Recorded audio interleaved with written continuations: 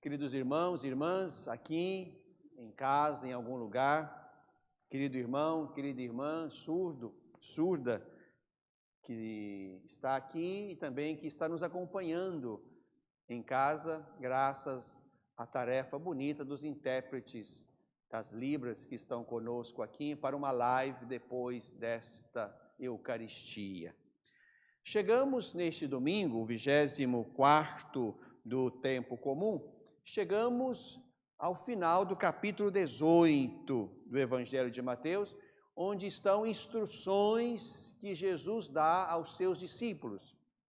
Jesus trata da questão de quem é o maior, depois trata da questão do escândalo, depois trata do cuidado dos pequeninos, dizendo que os anjos deles estão lá no céu diante de Deus. Depois fala da ovelha que se perde e é reencontrada, para dizer que Deus não quer perder ninguém. Depois trata do tema que na semana passada meditamos, a correção fraterna, e hoje chegamos ao tema do perdão. É mais uma vez Pedro, que fala muito no Evangelho de Mateus, é mais uma vez Pedro que se aproxima de Jesus para perguntar: Senhor, quantas vezes devo perdoar se meu irmão pecar contra mim? Até 7 vezes? Já aqui na pergunta de Pedro, que parece ter um olhar matemático, quantitativo, já aqui já existe uma medida bastante larga. 7. São Lucas, lá no capítulo 17, quando vai falar desse tema, Jesus falando naquele evangelho, ele vai dizer: se teu irmão pecar contra ti, repreende-o. Se ele se converter, ganhaste teu irmão. Se ele te ofender 7 vezes num dia e se arrepender 7 vezes, tu deves perdoá-lo. Então parece que havia um consenso na lei de que 7 vezes num dia era uma conta que já expressava uma misericórdia larga. Mas Jesus não se contenta com este costume, se era o costume. Jesus vai mais longe, brincando inclusive com o número 7, porque é isso que interessa. Jesus não está colocando outra medida quantitativa. Jesus está brincando com o número 7, que é expressão de infinitude, de ilimitação. Ele vai dizer: não te digo até 7 vezes, mas até 70 vezes 7. Ou como outras traduções dizem, até 77 vezes. Não basta um 7. Jesus joga outros 2. Vai dizer: é preciso perdoar sempre. É preciso não deixar de perdoar. O perdão é alguma coisa que não tem limites. E aí, para ilustrar este seu ensinamento, Jesus conta essa bela parábola, que também é só de Mateus. E nesta bela parábola, onde se fala de dívida, certamente não é propriamente de dívida financeira que Jesus quer falar, mas de pecado, né? É importante lembrar que a mesma palavra pode traduzir tanto dívida quanto pecado. Quando nós rezamos o Pai Nosso, lá em latim, nós dizemos exatamente isto, né? Dimitte nobis debita nostra. Debita nostra. Débito nosso. Não é? Então, mas é claro que o pecado é a nossa dívida com Deus. Uma dívida que permanece, é grande, não é pequena. Então Jesus, para falar dessa dívida que nós temos com Deus, conta esta parábola. E aqui a parábola ela pode ser lida em 3 atos a partir do mesmo personagem. Um personagem se apresenta com uma dívida enorme. Algumas traduções falam de 10.000 talentos. Só para a gente, jogando com essa quantidade, imaginar essa enorme fortuna, 1 denário corresponde a 1 dia de trabalho. 1 denário. 1 talento corresponde a 6.000 denários. Isto é, 1 talento corresponde a 6.000 dias trabalhados. Aquele homem devia 10.000 talentos. O que seria em torno, se fosse fazer a conta, de 60 milhões de denários.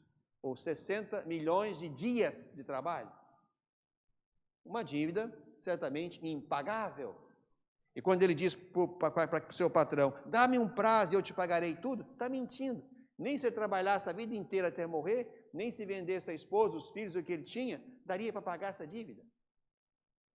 Estamos diante, portanto, de alguém que, desesperado, ainda reage pedindo tempo para pagar. Mas aí vem, digamos, o milagre, o espanto, a surpresa. Diante disso, o patrão teve compaixão, soltou o empregado e perdoou-lhe toda a dívida. Ato 1.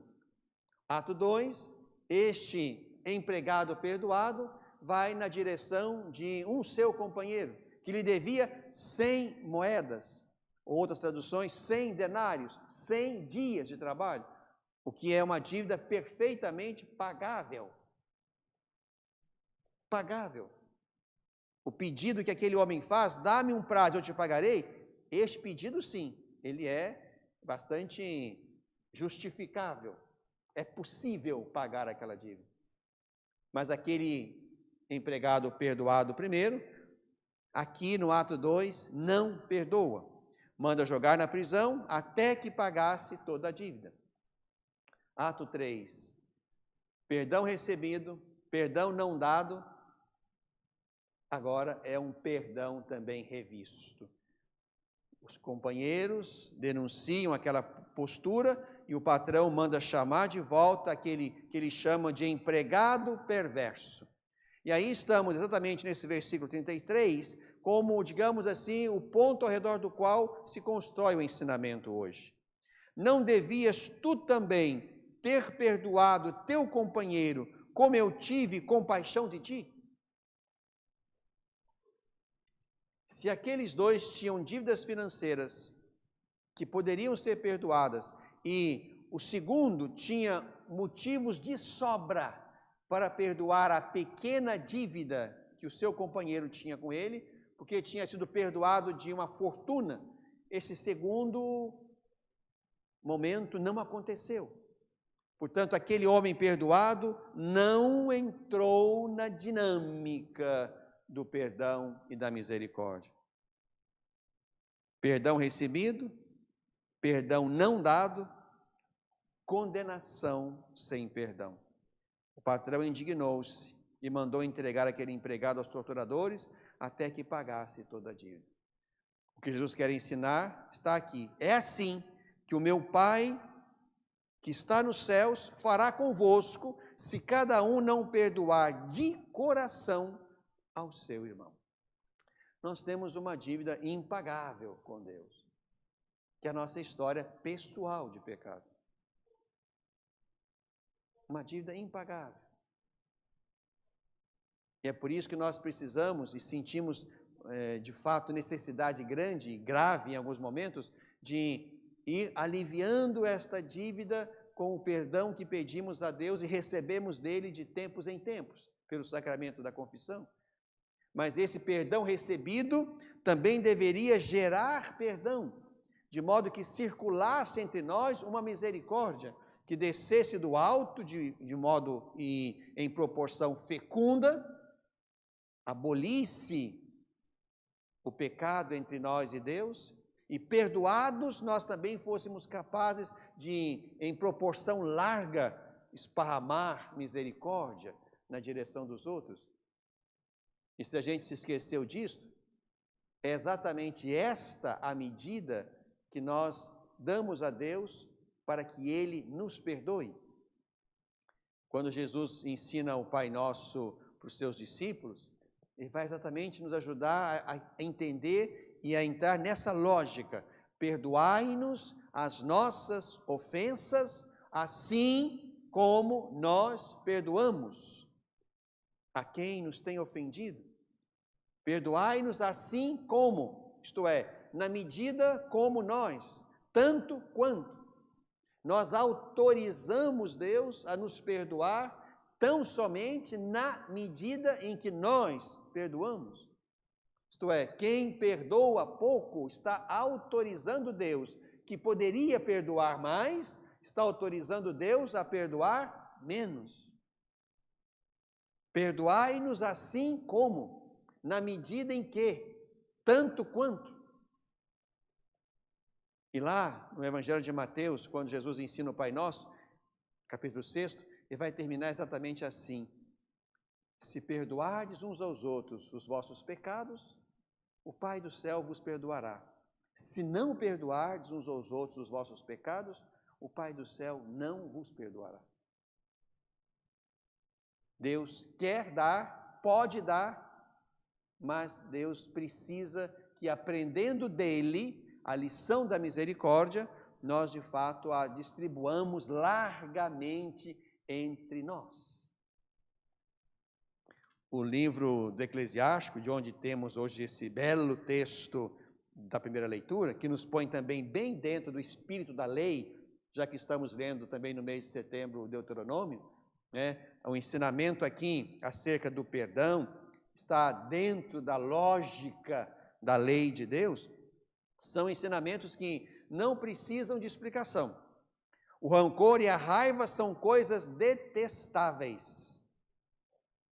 Quem se vingar, encontrará a vingança do Senhor, que pedirá severas contas dos seus pecados. Perdoa a injustiça cometida por teu próximo. Assim, quando orares, teus pecados serão perdoados. Se alguém guarda raiva contra o outro, como poderá pedir a Deus a cura? Se alguém não tem compaixão do seu semelhante, como poderá pedir perdão dos seus pecados? Lembra-te do teu fim, onde levaremos a Deus a nossa grande dívida. Lembra-te do teu fim e deixa de odiar. Pensa na destruição e na morte e persevera nos mandamentos. Pensa nos mandamentos e não guardes rancor ao teu próximo. Pensa na aliança e não leves em conta a falta alheia. Este é o espírito da lei. Deus quer e nos oferece permanentemente o seu perdão, porque é esse perdão que restabelece a lei estragada e rompida pelo nosso pecado. Mas Deus quer que nós também distribuamos perdão, para que esse perdão pedido e dado renove, reconstrua as nossas relações. Perdão é para isso, é para reconstruir relações com o alto e com os outros.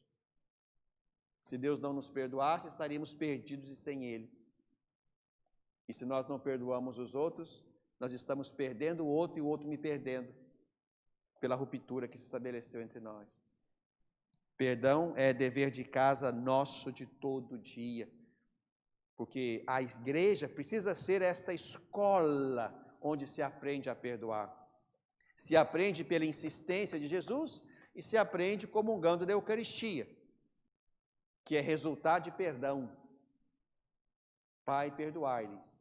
Porque se Jesus não tivesse perdoado os seus algozes e tivesse descido da cruz e esmagado a todos, estaríamos com a nossa dívida não paga até hoje. A Eucaristia é resultado de perdão dado, e porque perdoou, permaneceu e morreu na cruz. Então é escutando a palavra, é comendo da Eucaristia, que vamos aprendendo a lição cotidiana do perdão. Mas nos lembremos, irmãos, e termino, que no final da vida nós vamos precisar sim de uma dose grande de perdão. É para lá que eu levo a minha história inteira que Deus haverá de perdoar. E ali Deus vai perguntar sobre cada relação.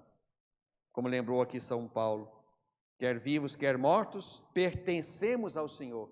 Por isso Ele pode reivindicar o que eu fiz por este, por aquele outro. Tudo é dele, pertencemos a Ele. Eu pertenço, tu pertences, nós pertencemos. Tudo é de Deus. Por isso o juízo vai ser exatamente aquilo que eu fiz na direção de todos. Não é à toa que quando o ressuscitado aparece lá no Evangelho de João, sopra, deseja paz, ele manda os discípulos na missão do perdão. O perdão restabelece as relações. O perdão dá leveza à nossa vida. O ódio, o rancor pesa, adoece.